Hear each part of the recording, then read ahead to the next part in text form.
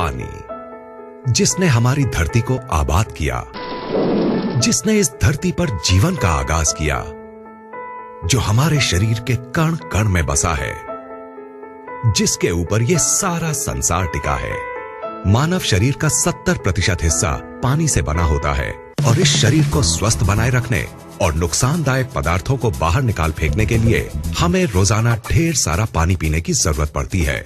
आज हमारी धरती का पानी वाटर पोल्यूशन की वजह से harmful chemicals, pesticides, bacteria, industrial waste और दूसरे ढेर सारे नुकसानदायक तत्वों से भर गया है।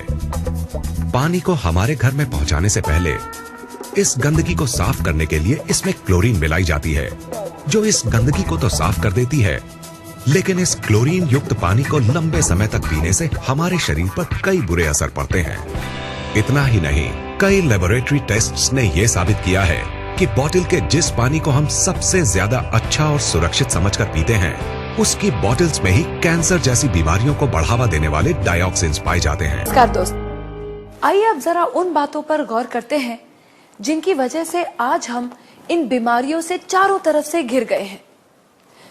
ये कहना गलत नहीं होगा कि इन सब के जिम्मेदार हम खुद हैं, क्योंकि जिन चीजों की वजह से ये बदलाव आया है वो है हमारा लाइफस्टाइल, हमारे खाने पीने की आदतें और चारों तरफ फैला प्रदूषण। लेकिन जिस चीज ने इस बदलाव में सबसे बड़ी भूमिका निभाई है वो है हमारा पीने का पानी।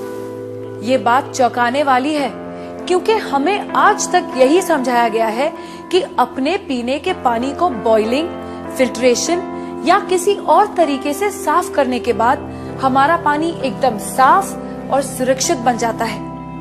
तो फिर ये पानी इतने बड़े बदलाव की वजह कैसे बन सकता है?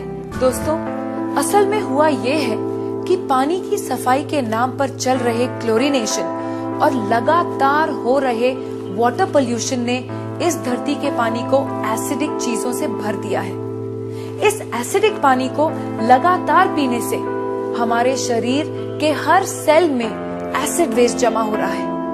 इस एसिड वेस्ट ने हमारे शरीर में एसिडोसिस नाम की एक प्रक्रिया को शुरू किया है, जिससे इन सेल्स में ऑक्सीजन की मात्रा कम हो गई है और वो सांस नहीं ले पा रही है।